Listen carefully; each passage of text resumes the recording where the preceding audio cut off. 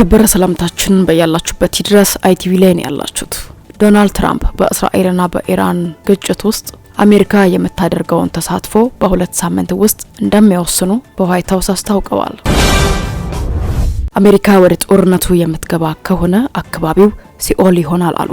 ሳምንት በሆነው እስራኤል በኢራን ላይ በከፈተችው ጥቃት አሜሪካ ለመሳተፍ እጇን የምታስገባ ከሆነ ሲኦል ይከሰታል ሲሉ የኢራኑ ምክትል የውጭ ጉዳይ ሚኒስትር ካቲብ ዛዴ ለቢቢሲ ተናግረዋል።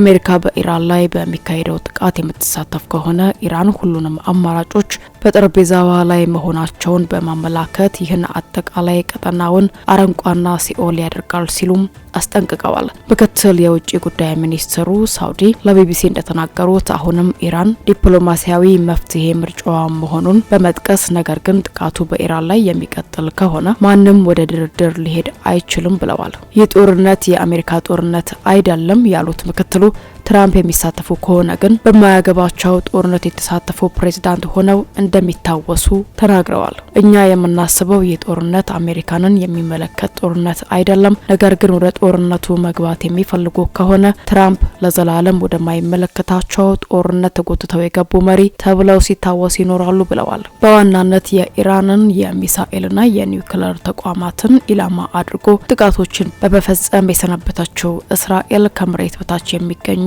ያለቻቸውን የኒውክሌር ተቋማትን ለማውደም የአሜሪካን ድጋፍ እየጠየቀች ትገኛለች። ፕሬዝዳንት ዶናልድ ትራምፕ እስካሁን ኢራንን ለማጥቃት ከእስራኤል ጋር እንደሚያብሩ የሚያመላክት ግልጽ ምላሽ ባይሰጡም በኢራን ላይ የሚፈጸም ጥቃት ማጽደቃቸውን በተመለከተ የአሜሪካ መገናኛ ብዙሃን ግን ዘግበዋል።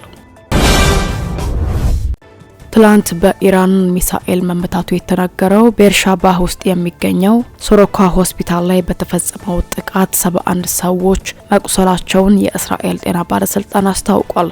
ኢራን ግን ኢላማ ያደረገችው ከሆስፒታሉ አቅራቢያ የሚገኘውን ወታደራዊ ተቋምን ነው በማለት የቀረበባትን ክስ አስተባብላለች። የእስራኤል ባለስልጣናት ግን በሆስፒታል ላይ የተፈጸመው ጥቃት ሆን ተብሎ ኢላማ በመደረግ ጠቅሰው ወንጀል ነው ሲሉም ከሰዋል።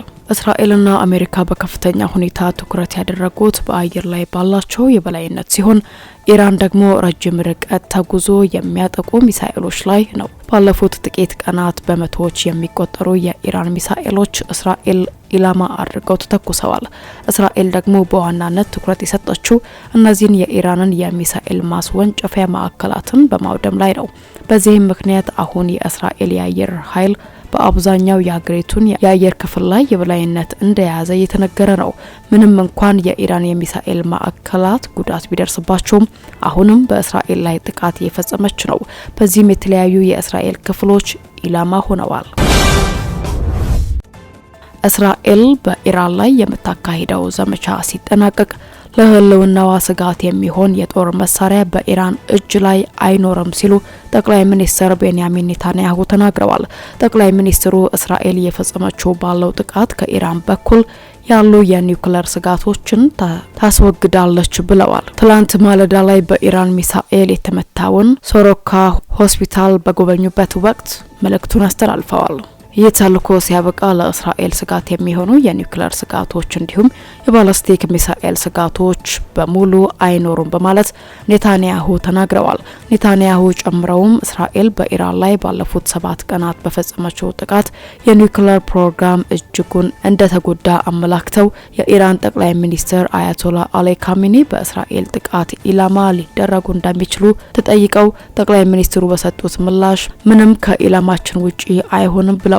ከአሜሪካ ጋር ጠንካራ ግንኙነት እንዳላቸውና ከዶናልድ ትራምፕ ጋር ያላቸው ወዳጅነት ድንቅ መሆኑን የገለጹት ኔታንያሁ ከፕሬዝዳንት ትራምፕ ጋር ከሞላ ጎደል በየዕለቱ እንደሚያወሩም ተናግረዋል። የኢራን ጠቅላይ ሚኒስትር አያቶላ አሊ ካሚኒ ለኢራን ሕዝብ ጠላት እንደሚፈሩት ከተሰማው አይለቃችሁም ሲሉ ህዝባቸው በጥንካሬ እንዲቀጥል ጥሪ አቅርበዋል።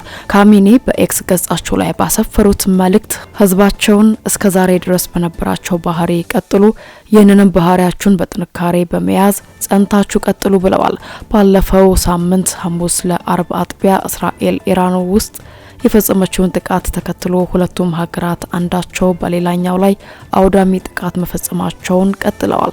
በስካሁኑ ጥቃት የኒውክሌር ማዕከላት፣ ወታደራዊና የመንግስት ተቋማት፣ የመገናኛ ብዙሃን፣ የሰላማዊ ሰዎች መኖሪያ እና ተቋማት ጉዳት ደርሶባቸዋል። በሁለቱም ወገን በመቶዎች የሚቆጠሩ ሰዎች መገደላቸውንና ሺዎች ጉዳት እንደደረሰባቸው መረጃ እየወጣ ነው።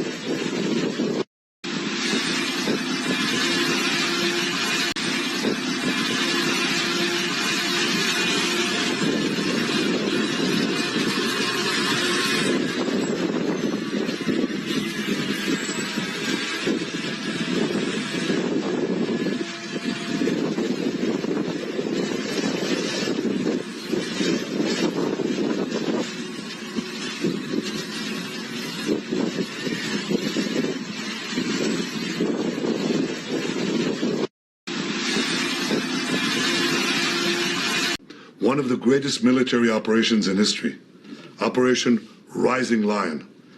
The Islamic regime, which has oppressed you for nearly 50 years, threatens to destroy my country, the State of Israel. The objective of Israel's military operation is to remove this threat, both the nuclear threat and the ballistic missile threat to Israel. And as we achieve our objectives, we're also clearing the path for you to achieve your objective, which is freedom. In the past 24 hours, we've taken out top military commanders, senior nuclear scientists, the Islamic regime's most significant enrichment facility, and a large portion of its ballistic missile arsenal. More is on the way. To clear the way ahead, he said, I can. If I could, I would have. These are the ones who are at work today. Zionists and Americans. They should also know that they can't do a damn thing about this either.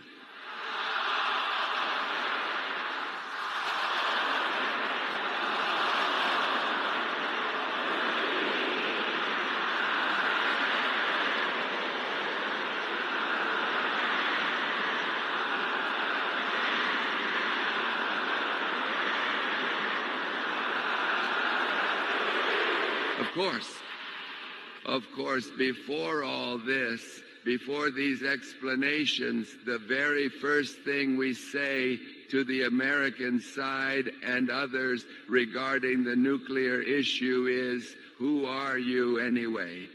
Why are you interfering, saying whether Iran should have enrichment or not? What business is it of yours?